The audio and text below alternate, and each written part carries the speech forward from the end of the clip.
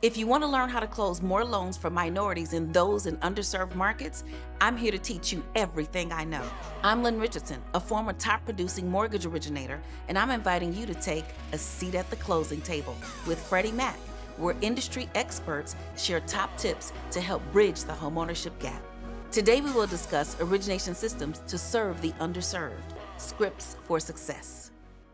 If you want to close more loans for minority and first-time homebuyers, you're going to have to read between the lines and get proper scripts. The first area that you want to address with your scripts is you want to address what type of first-time homebuyer is this? All first-time homebuyers are not the same. The first category is first-generation homebuyers. First-generation homebuyers are the first in their families to ever buy a home.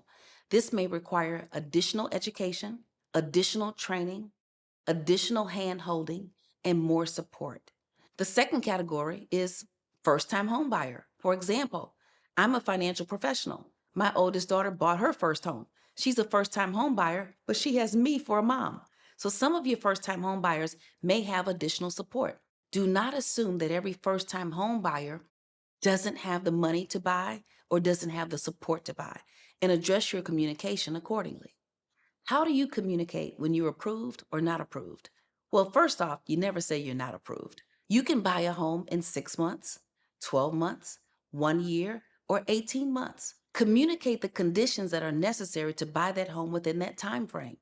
Communicate the ways that your customer can get approved so that you can create a customer for life. With so many more ways to communicate, you want to tell your buyer upfront the best way to connect with you.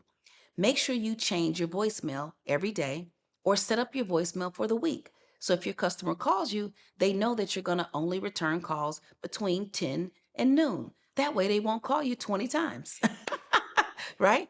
So stay connected and ensure that you are providing your buyer with the method of communication and the timing of that communication so that they don't have the confusion and anxiety that will frustrate you all.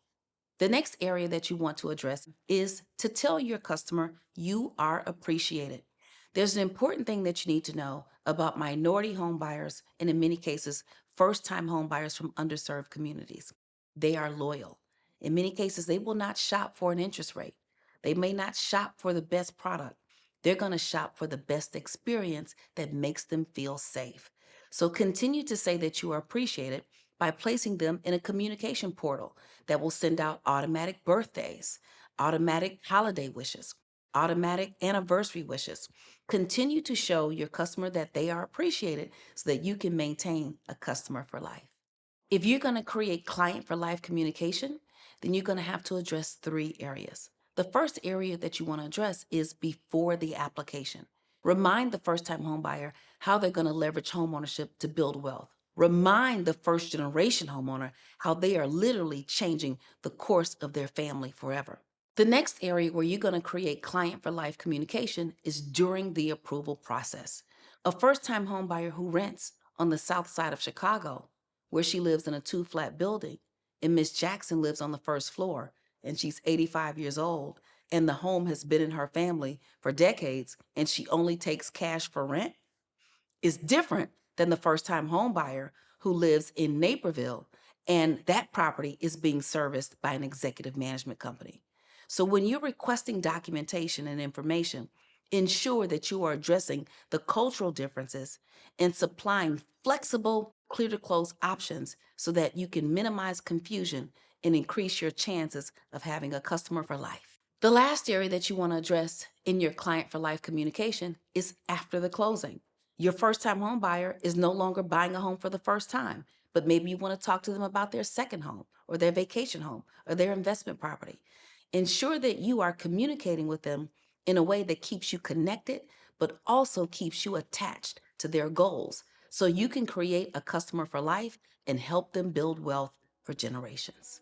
So come on and join me at sf.freddiemac.com/LO training for more loan officer and origination training resources.